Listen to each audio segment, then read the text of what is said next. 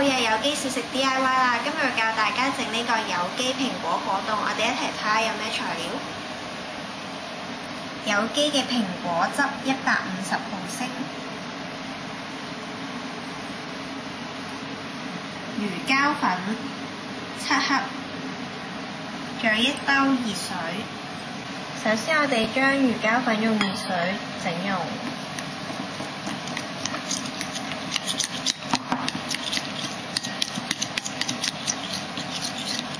攪拌咗魚膠粉之後呢，我哋就可以倒入我哋嘅果汁，將佢攪勻。